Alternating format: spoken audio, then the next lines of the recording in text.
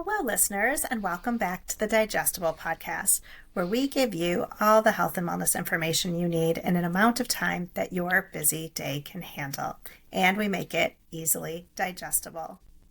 I'm your host, Stacy, along here with your host, Melissa. Hi, listeners. And today we have a really special guest, right, Missy? Yes, we do. So today we have Kelly Ryerson.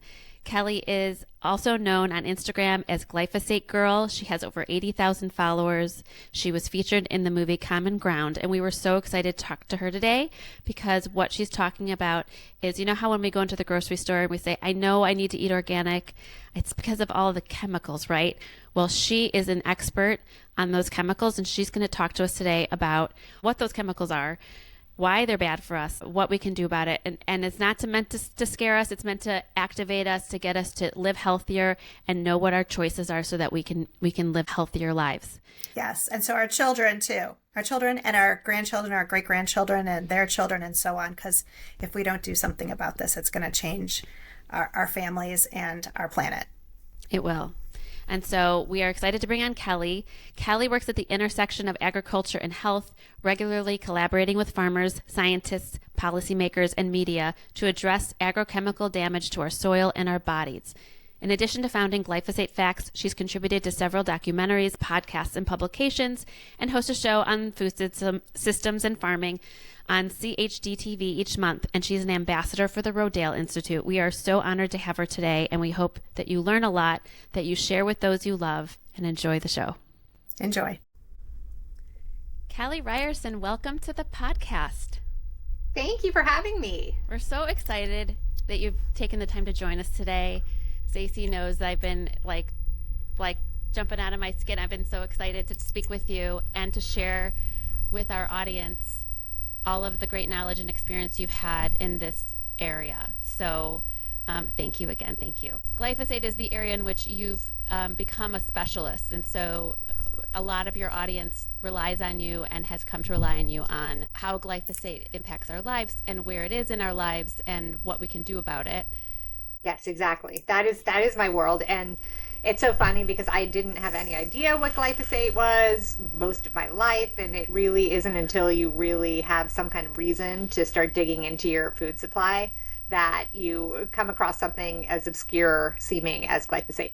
Right. And we will talk about your life experience. But I think for our listeners, what we'll start with is what is glyphosate? It's glyphosate. And it is something that is now finally starting to hit more mainstream. So more people are hearing about it. I've been working on this for probably close to 10 years now. And at that time, very few people knew really what glyphosate was. And glyphosate is the most used pesticide of all time. It is used globally. It is the active ingredient in what we know as the weed killer Roundup. And this, it originated back in the 1960s. Some chemists were trying to find, they had this chemical glyphosate, and they were trying to figure out what are the potential uses that we could have, specifically pharmaceutical uses for this chemical. These scientists were unable to figure that out, and so they did notice, however, it had this real affinity to binding to metals and minerals. It just could do that, so it was a great metal pipe cleaner. You could put glyphosate in, it bound to, in boilers too, metal boilers, it would bind to these minerals and you could flush it out. So we took this metal pipe cleaner. Is it chemical? That's right, it's a metal pipe cleaner. Wait, it's a pipe cleaner and pharmaceutical companies were trying to figure out a medical use for it? That was originally what they were doing. And they're like, well, it does have this ability, so they could make some money off of doing that. That's frightening. Isn't that so scary? Yes. So then along the way, some scientists at Monsanto, which is no longer a company, it's now owned by Bayer, but it was a very famous chemical company. And some scientists there realized, wow, this has a really great weed killing herbicidal property to it. And it's relatively cheap to make. It appears to us that it has no impact on human health, which is great because at the time, a lot of the pesticides that are being used very clearly had an impact on human health and were really terrifying. So they were thrilled. And in the mid 1970s, they put together the glyphosate into a formula that included a surfactant, which is a soapy substance that just helps the glyphosate to penetrate into the plant leaves. And so they combined it, they marketed it as Roundup. It hit, landscaping, it hit agriculture, and with this big label, does not impact human health. And so people are saying, this is fantastic. Look, I can kill my weeds and I'm not impacted by it. And so this, it became very popular. People started using it more and more. And it was being used as much about as the second most used herbicide, atrazine, which is very toxic. And around the mid 1990s, so around 1996, the Monsanto realized that they were losing their patent on Roundup. And this was a huge blockbuster product for them. And so in 2000, they were going to lose their patent. So they thought, we need to figure out a way that we can keep on making these massive profits from selling Roundup. And how brilliant is this? What they did is, and probably your listeners have all seen probably the argument around GMOs and like GMOs are bad, or like the non-GMO project. And I actually didn't understand exactly what even that meant other than genetically modified. So this is very interesting. What GMOs were developed for is so that Monsanto could continue selling lots of Roundup, because they developed these seeds. They were genetically modified to be resistant to the effects of glyphosate. So that means that farmers could go and they could plant their GMO soy and GMO cotton and GMO corn. They could go and spray over the top of it Roundup, and the crops wouldn't die, but the weeds around it would die. And so then you look at these usage maps. So the farmers are like, this is fantastic. Finally, we have control of these weeds. This is awesome. Now I can make more money. I'm not worrying about this constant weed threat. And so you look at these use maps and you see, starting in the mid 1990s, this just exploded, the use of glyphosate to such a massive amount. And then in comes the early 2000s. And this practice, actually, so we have the GMO portion. We also have a component of it that actually is responsible for most of our dietary exposure, and that is called pre-harvest desiccation. So what some farmers actually in Scotland realized is, if they took glyphosate in this formulation and they sprayed it on grain fields right before harvest, they could kill and dry out the entire field at the same time, and it would make their harvest so much easier, because they could go out just one time, they spray it dead, they go do one pass, they harvest it, and they're done. Versus the alternative, where farmers would have to wait for the whole field to dry or do multiple passes, because the field doesn't always dry in the same way, and they also would have to harvest it and just leave it out to dry, because that's just how harvest works. And then there was an opportunity for that crop then to get molds and fungus in it and ruin the crop. So this was a really fast way to dry it, get it harvested, send it to the mill, and be done. So Americans realized this would be fantastic, brought that same practice over to the United States. And now we have a situation where a bunch of our grain, our legumes, sugarcane, there are a lot of crops that now farmers do this practice, and it's said to be accountable for up to 90% of our dietary exposure is through this what's called pre-harvest desiccation. Wow. So that is the story of glyphosate and how we are here now. Okay. And so just to summarize, so they used to just take a little, they'd have to do precision weed killing, and then with the GMOs, they could just blanket all the crops, and then only the weeds would be killed because the GMO seeds were resistant. So you could grow soybeans and all those things, and you could spray them with glyphosate and not worry about precision. And then the last thing was, and this is huge, is the plants that aren't GMO that would die if you sprayed them, it was very useful for harvesting and drying them out. So they sprayed them all over the place to dry them out. So that's like our wheat, isn't it? Like our bread. That is our wheat. That is our bread. That is our oats. It will effectively do it with soybeans too.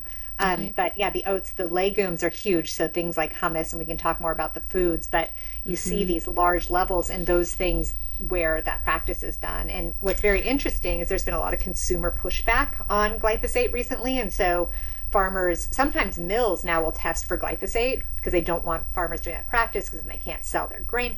Well, so now you not only have glyphosate being used as a pre-harvest desiccant, but now also paraquat, which is highly connected to Parkinson's disease. So, you know, this practice is just no good. Okay. So is it in all of our foods? Like talk to us about like what foods are safe, what foods aren't safe, which foods are more likely to have it in there, like how it's so scary. Oh, it's so scary. And it's so hard to avoid because this chemical now is so used, as I was saying, that it's in our water, it's in our air, it's in the rain. A study just came out where it's actually detected and found in clouds. It's in our cotton products, so sanitary products. You don't want to be doing a tampon or a pad that is not organic. And so going over to what organic really means and why you might want to buy organically, this is really your only way to, aside from growing yourself, to be sure that you're minimizing your exposure to glyphosate. Okay. So if something is organic, then by law, it cannot have had any of these synthetic chemicals sprayed on it. So not just glyphosate, but other pesticides as well that are considered to be kind of are toxic. So like our cereals, our crackers, our bread, any either GMO, or if it's not organic, I mean, it's likely going to have. So even if it says it's GMO free, but it doesn't say it's organic, it still potentially has it on there. Yes, well, and this is so confusing because when I first was trying to figure this out, I saw the non-GMO label and I was like, oh, great, that must be lower pesticides. I don't know why I was calculating that, but I think a lot of people do. It actually does not mean that at all. It could easily have more. It could have more on the non-GMO things than the GMO. So you really can't go by that to know pesticide levels. Well, let's talk about why that's so bad. I mean, we're talking about it like it's the worst thing ever, and it really could be, but let's talk about why. Yeah, that's a very good point. So now we've gotten you freaked out. Now you know how to avoid it. But now we're really going to freak you out. Yeah. Do you want to start with your own experience and then lead sure. into other things that could cause? Sure. Yeah. So I'm imagining, I don't know why so many women have this happen. Why I think I do. We're all very sensitive. I think our bodies are more sensitive to chemicals in general because of our sensitive endocrine systems. But so I had my 2-year-old baby girl as my second child, my final child. I was like many people, just feeling like I was really tired, fatigued, had various issues, stomach issues, and my doctors were really writing it off because it had to be because I was a new mom and tired, and I was like, but I don't know that would cause rashes and me necessarily losing my hair, and my eyesight was going, and I was so extremely sick, and I went through the whole Stanford hospital system and saw about 20 specialists at the end, and none of them had an answer for what was wrong with me except that it must be psychological. Right. And so I was dismissed with that. I was put on 2 different antidepressants, a benzodiazepine, which by the way is such a nightmare. Never start it unless you absolutely are knocking on death's door, any benzodiazepine, because coming off of those is horrible. I was put on steroids, gabapentin, and like everything. And I finally was like, well, this is really bad. Like, I mean, I was thinking truly I might die. At this point, I'm having to live with my parents. They're taking care of my kids. My husband's going back and forth to work, and it was just a nightmare. Oh, I'm so sorry. Ugh. Oh, it was so terrible. And so finally I was like, well, I'm going to go see a psychiatrist because they're telling me I'm crazy. So I go and see the psychiatrist. He has intake blood work, and the blood work shows that I am completely deficient across the board of vitamins. And I'm talking 0 vitamin C, like a B12 of 50, which for those who don't know, that is horrible. Yeah. A no B1, I had 0 D. I mean, just so bad. And I was like, oh, I think this has something to do with it. I brought it to my primary care doctor, and she said, oh, I don't think vitamins are really overstated for their importance. And I'm like, I really don't think so. Sorry. It can't be that. Time for a new doctor. Like, a new doctor? After I have my high school biology, right? And I'm like, I know that's not true. And so I went to a new doctor who said, okay, let's start building you back up. I want you to try giving up gluten. And so I thought, I can't imagine that giving up gluten is going to have anything to do with any of this nightmare that I'm living that's nearly killing me. I gave up gluten, started increasing my vitamins, and started getting better. So I went to Columbia University to a conference that they were having there on celiac and non-celiac gluten sensitivity, because I'm like, why are so many people suddenly intolerant of gluten? Like, this wasn't the way it was. And some scientists were saying, we don't think it's necessarily the gluten that's the problem for a lot of people. We think maybe there's something else that's going on. And I went up to the microphone and I said, well, are they doing anything on the farm that might be a problem? And really, I didn't know. And no one knew.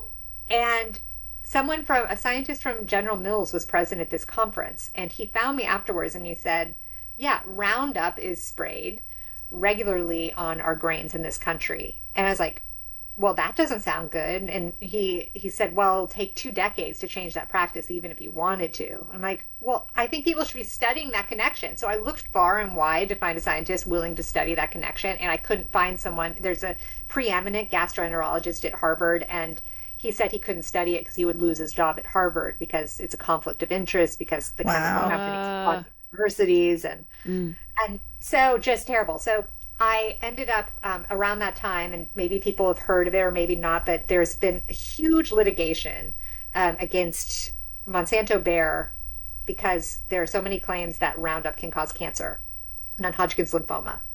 And I went up to the courthouse because I lived outside of San Francisco, and I actually was going to protest against Monsanto because at this point I realized, wait, this pesticide is terrible. Like, what a horrible company, poisoning people.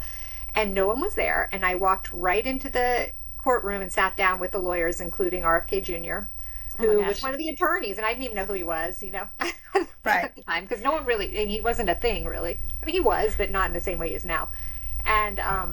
And so I noticed that mainstream media wasn't going to be covering it, so I quit my job at the time, and I blogged every detail of everything that they were exposing about the EPA and the corporations and all this horror that was happening there. And going back to what you asked, the list of things that are the ailments that are connected with this chemical that always gets off and keeps on getting re-registered by the EPA is egregious. Right. Can you tell us what some of those are? Yes. Yeah. So just starting because I'd mentioned cancer, non-Hodgkin's lymphoma, breast cancer, those are in other hematological types of cancers. Those are definitely have a solid evidence base in terms of the connection. And this is something that you see in the headlines, this fight, and the EPA always, and Bayer always saying, no, but regulators don't think that this is true. This is just activists that are saying this. And meanwhile, I know that back in the 90s, the EPA thought that glyphosate caused cancer. They saw in the studies that were turned into them, they said, with these, actually, I think it goes back to the 80s. They said, it looks like this causes cancer because of a rodent study that showed that there were tumors. Mm-hmm. And so the EPA whispered back to Monsanto and said, you need to redo that study so basically it doesn't show that, or else we're going to have to call it a carcinogen. So lo and behold, they got a new scientist to go and redo or change some things about that study, comes back and they're like, oh no, I think it's fine. Don't worry about it. It looks like it's not a carcinogen, and somehow managed to get that across the finish line. Wow. Wow. I think Mark Hyman mentioned that study in his book, The Food Fix. Oh, in Food Fix, he probably did. The rodent study, and it had like 2 generations later, the rats' offspring had also had reproductive issues and tumors and things. So it was really scary. Oh, it's so scary. And those are the Roundup babies. A lot of the effects that you're seeing don't show up. This is probably the study he was talking about. There's a study where the mom, who's a rat, consumed just before pregnancy. I think she's exposed to a certain amount of environmentally relevant glyphosate. And then they check the DNA and the behavior of the children. The children, by and large, didn't show much change. But the children in this study were not fed glyphosate. So this is just the first generation of pregnant mom is fed the glyphosate. No one else is. And then it's the grandchildren and the great grands that start showing this major, major issues, the psychological issues, neurological issues. And it's because of the epigenetic changes that happen in the sperm of the offspring. So now we're looking at this generation of Roundup babies for the first time to see exactly what that exposure is. And so that's frightening. There's also, I'm going to shift. There's the rodent studies, which I know a lot of people are saying, well, and have in the past when it comes to other types of studies involving rodents, those aren't humans. Mm-hmm. But also, we do know that glyphosate interrupts that shikimate pathway. I'm probably pronouncing it wrong. That basically is what kills the plant. It's how they make proteins in order to survive. Human cells don't have that process, but isn't it something like 50% of the bacteria in our gut does? So if we're consuming food with glyphosate on it, what does that do to our microbiome in our gut and our everywhere?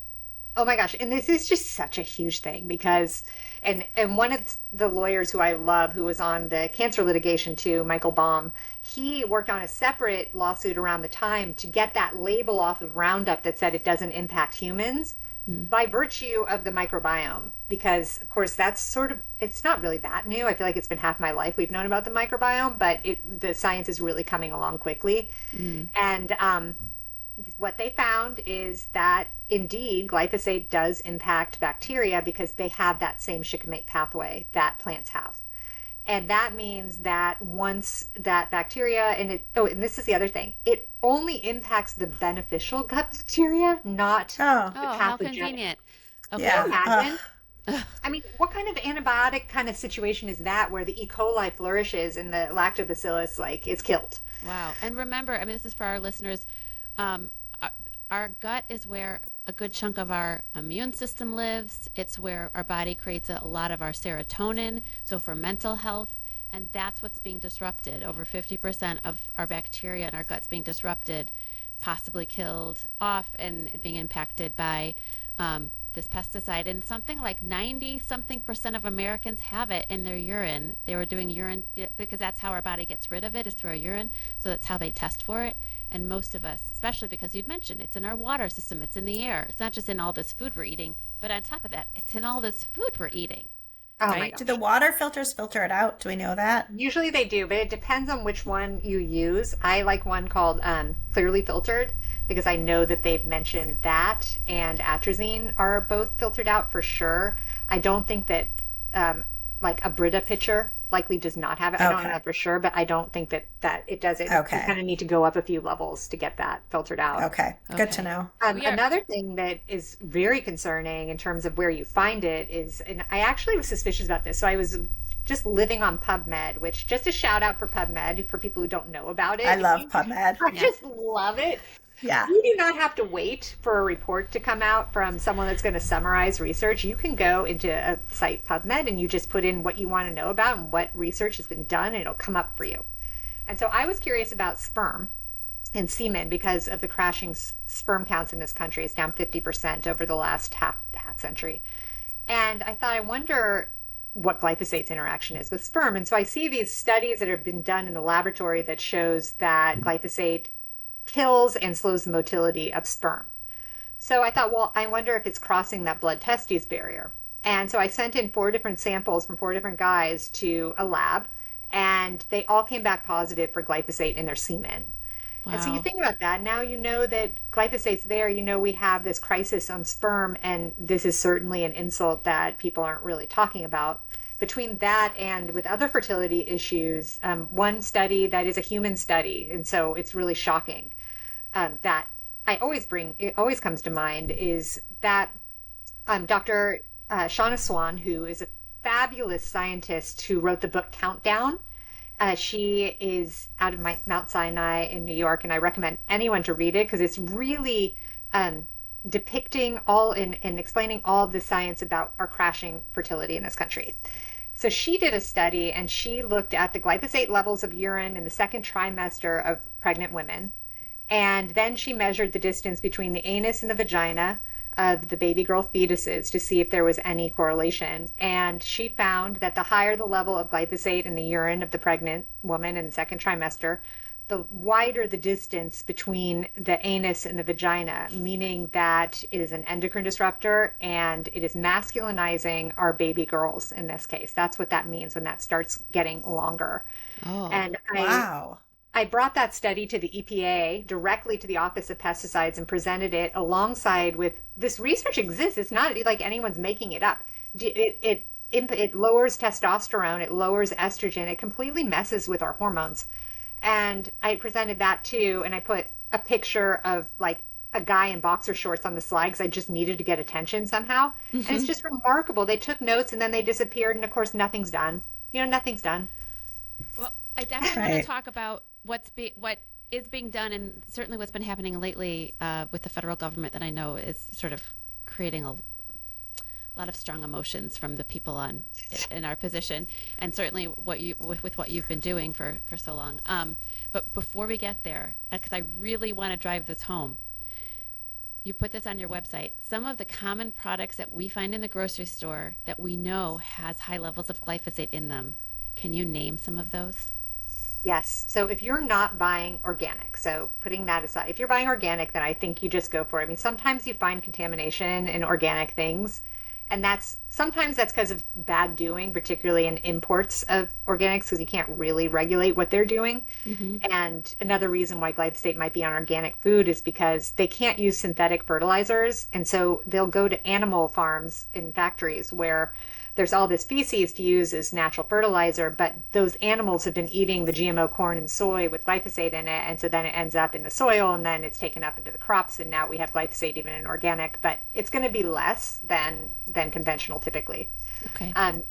But the things that I do not buy, and really ever unless they are organic, are certainly wheat products, which I can't anyway because of gluten, but even before that, I regardless, I would just steer away from that.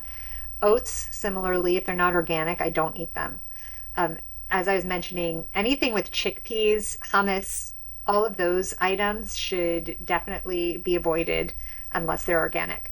And other things, and I do love the Environmental Working Group's list of Clean 15 and Dirty Dozen. I think that's great. And, I didn't realize until this year, I did a deep dive on potatoes, for example. I didn't realize how dirty they actually are. They have a lot of pesticides on them, and they do that drying, and then all the fungicides. And so those are ones, for example, not just because of glyphosate, but pesticides in general, I would avoid. Okay.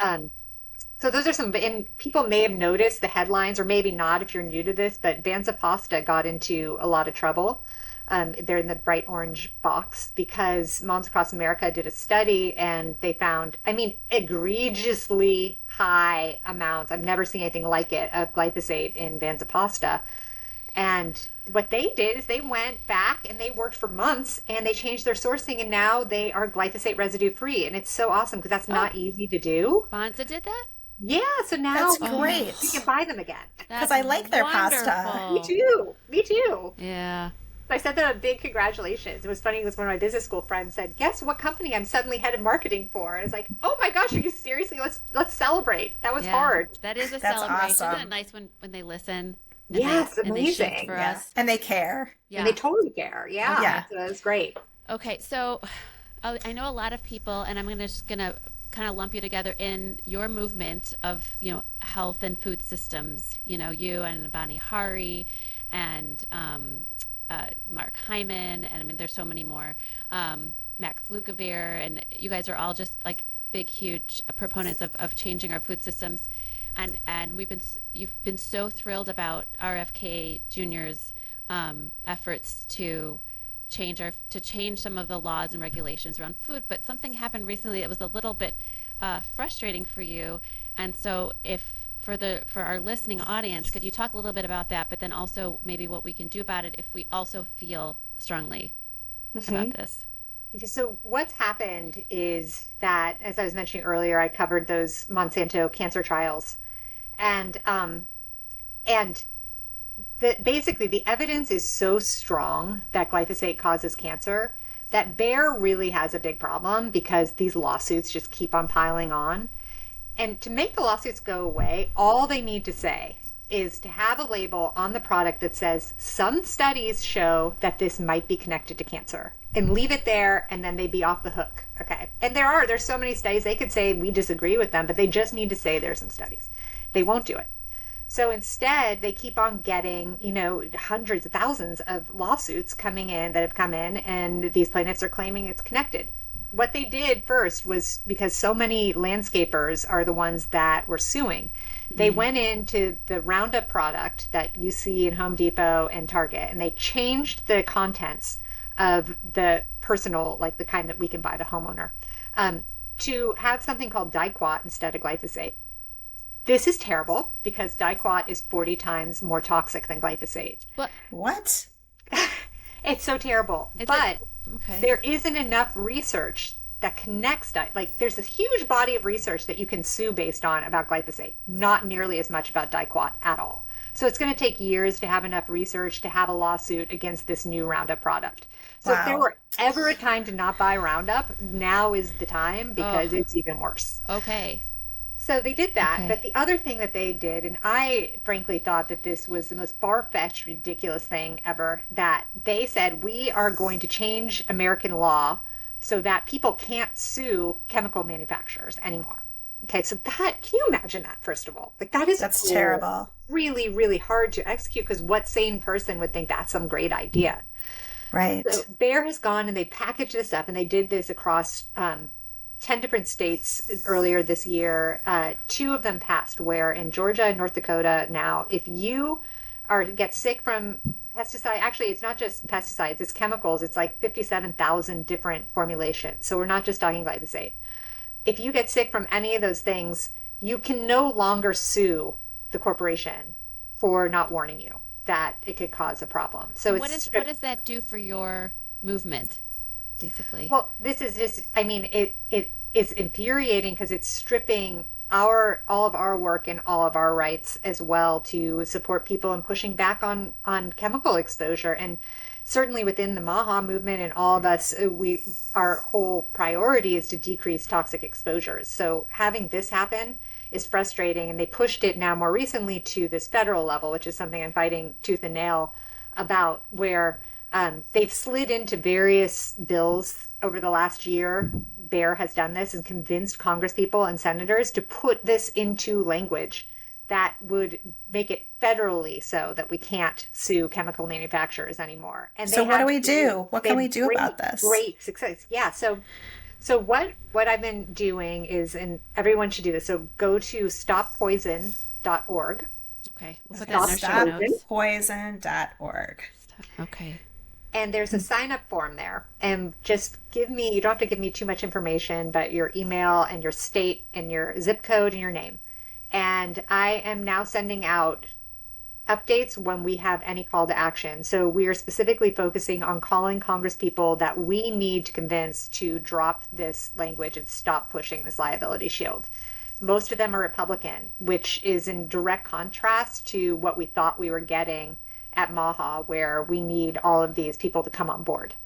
So, and it's interesting because there's clearly a lack of understanding when I'm talking to some Republican offices, not all, but some, that they don't understand that their Republican constituents are demanding this now.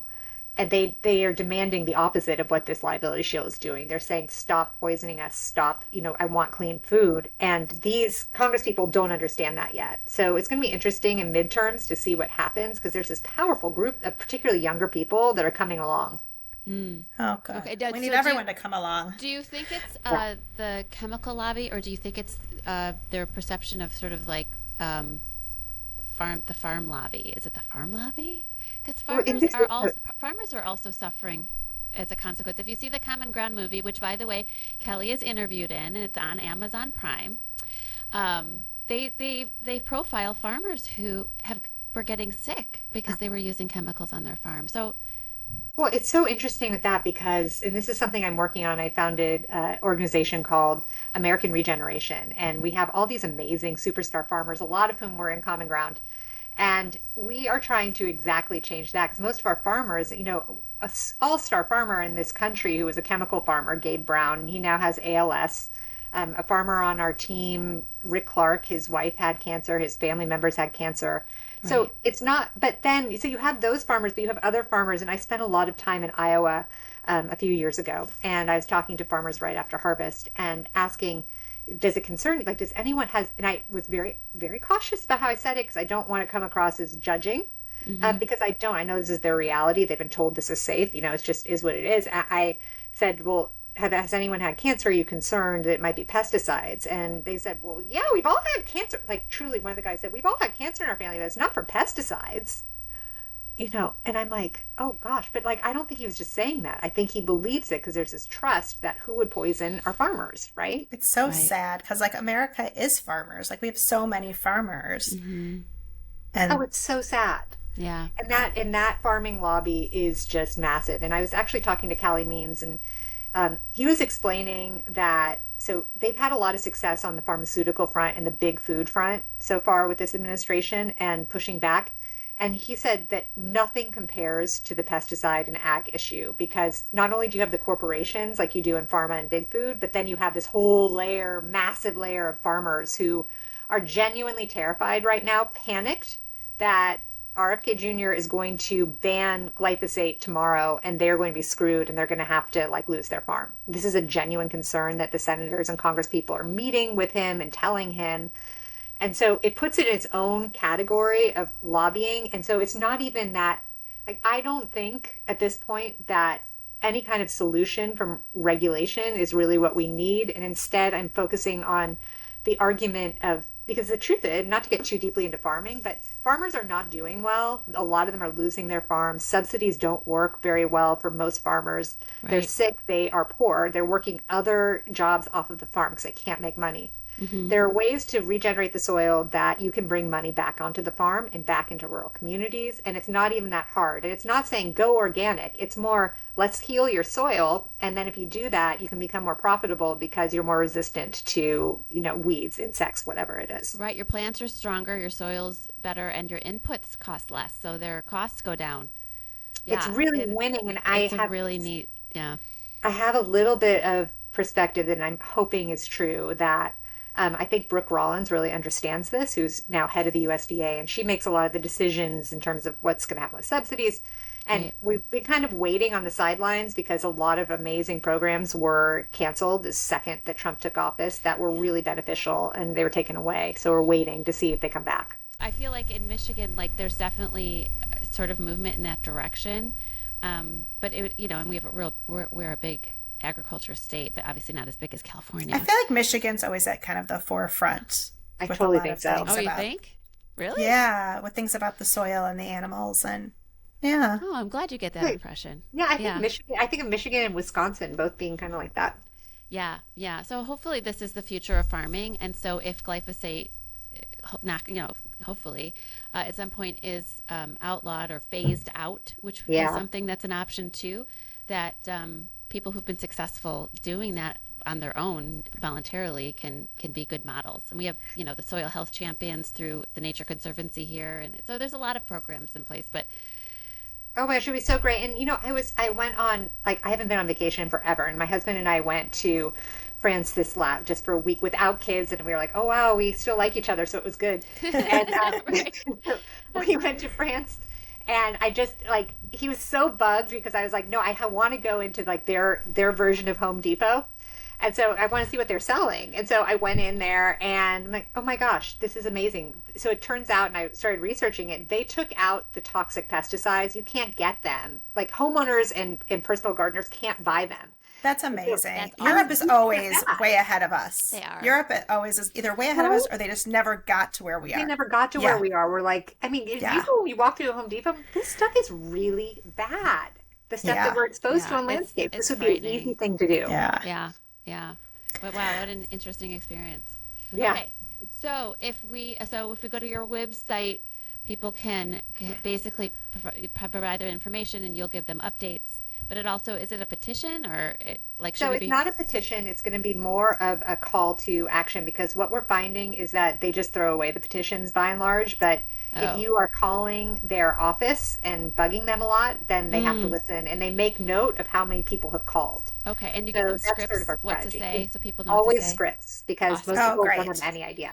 And Excellent. just as a prep too, like I was so nervous. I still get nervous, and it's ridiculous because I know this subject, but I get nervous when I call that they're going to ask me and I won't know anything. They never ask. So you just need to state, and they write down your name. And so even if you're feeling like you only know, oh, I should call this and say, don't give a pesticide liability shield, like truly that's enough. Okay. Cool. Excellent. And then where do we find you? And like, is your website just filled with information? Yes, my website is called Glyphosate Facts, FACTS. .com, and you can come there and you can read research and some of the background about this. I try and make it it's pretty elementary, so you can, it is not too complicated to understand, and students like to use it as a resource as well. And I just want to say too, I'm not panicked about glyphosate. I focus on it, but I'm not panicked because I think it's just one of the many toxins that we're exposed to. It just happens to be that this is the most used pesticide. So, there are times like because I'm relatively healthy right now, I'm still eating out with my friends because I think that the social pain of not doing that is too much, and that's not great for you either. So, just a word of caution, because I got obsessed about it for a while, and then I realized this is no way to live either. So that's a nice way to... It's the 80-20 rule. You gotta if you do it well in your home, you have to go out and still be a person. We don't want to scare people. We want to inspire healthy changes. That might, especially if they're dealing with some health issues that could be exacerbated by some of the. So, other than our listeners maybe watching Kiss the Ground or Common Ground, what else would you recommend if people are really interested in this topic? So, I love this book written by Gabe Brown, who I mentioned earlier. This farmer who is he wrote this book, Dirt to Soil. And it is so good. And it's sort of like if you've ever seen Biggest Little Farm, it's that, but on a large scale where, you start with just a dead field and suddenly you see ecosystems building and insects return and birds return. And you see, wow, just these simple practice changes are bringing heaven back to the earth. And it's just so inspiring. I love that book so much. Thank you. And I read all around and, other than those movies and that, I think that's a good starting point. Great. Thank you. Yeah, the movies are really great, especially for those that aren't reading books and articles and diving deep. There's all sorts of famous people in them too. Yeah, there are. And I actually got to see, that was probably the highlight, is seeing Jason Momoa in person. Yeah, I bet. I asked you that, but I was like, can I? What's the guy from Vampire Diaries? Oh my gosh, Ian Somerhalder. So he's there's some great people in those movies. But it's nice to see that. Yeah. It was cute because I gave a talk at a high school last year, and I was doing a screening of Common Ground, and some girls came and they wanted to know more, but really what they wanted to know is what Ian Somerhalder is like in person. He's been on a lot of the podcasts I listen to, like he was on, I think, Mark Hyman's podcast and stuff, and he's very passionate about all of this. And so passionate. He knows the data too, in and out. It's great. Yeah, it's that's wonderful. Awesome. So it was, but those movies are really great movies. Kiss the Ground actually is what got me inspired to shift into this industry. That movie started it all for me. So I was so excited when Common Ground came out. I'm like, everyone's got to see this. Come to Ann Arbor. It was great. And you were great in it. So thank you. So Kelly, we like to ask our guests the same two questions at the end of our episodes. The first one is, if you could give our listeners one takeaway or a recommended to do after today's episode, what would it be? My takeaway goes back to what I was saying at the beginning of this podcast, where I was talking about how glyphosate was used as a metal pipe cleaner. So this comes full circle, because what happens now is when glyphosate is sprayed into the soil, it binds to really important minerals like zinc and manganese and magnesium that we need in our body. Really, like for me, that probably having magnesium was the biggest change, and I think most people in this country are walking around very deficient. And so my main thing would be that these minerals are not in our food anymore. So if you can pick a supplement that has, if you can take your particularly magnesium and zinc and start supplementing those, I think you're going to feel just better, more sane, calmer, and in less pain. So that's really the biggest thing. Until we get rid of this glyphosate problem, that's going to be true. So that would be my tip. That's a great one. I like that. And I agree.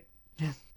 Kelly, here at the Digestible Podcast, we like to say, don't panic, just pivot. Is there a pivot or small change that you've made in your life that you're proud of and you'd like to share with us? See. Well, so I really love dogs. I really love dogs. I have 2 dogs. And I think a lot of the time dogs are ignored and pets are ignored in this whole situation. And the truth is that right now cancer rates are sky high, even worse in dogs and cats. And this, once again, is in large part due to these toxic exposures. And glyphosate is a big one because it's oftentimes sprayed on even sidewalks in my neighborhood. It's sprayed in dog parks. It's sprayed all over the place. And what happens is dogs walk on it. It goes right up through their little cute little paws and into their bloodstream. And that is, between that and the food exposure, but particularly that dermal exposure, is really, really concerning. And so I feel pleased that I've been able to avoid that for my dogs, but it does take some vigilance because, for example, my neighbor across the street, I see their gardener out there just spraying, willy-nilly, and people do that without even a weed, just spraying the sidewalk. And so you kind of need to keep an eye and be able to guide your dogs where they are without becoming too weird. But It's not weird. I'm totally with you. Because I know that pets are part of many families, like they are mine. Yeah, that's great. Kelly, thank you for being with us today. Thank you so much for your time. Thank you for having me. This was so fun. I hope we get to connect again in the future, and I wish you the best of luck with all of your efforts. Thank you for doing what you do. Thank you for listening to the Digestible Podcast with our very special guest, Kelly Ryerson, at Glyphosate Girl on Instagram. Please check out her website at glyphosatefacts.com. Check out the documentaries Kiss the Ground and Common Ground. And please let us know if you have any questions. We'd love to hear from you. You can reach us at info@digestiblestrategies.com. Please share us with others. It's the best compliment you can give us. We look forward to hearing from you. And remember, don't panic, just pivot. The content shared on this podcast is for informational and entertainment purposes only. We are not medical professionals, and the views expressed here are not intended to diagnose, treat, or cure any health conditions. Always consult with a qualified healthcare provider before making any health-related decisions.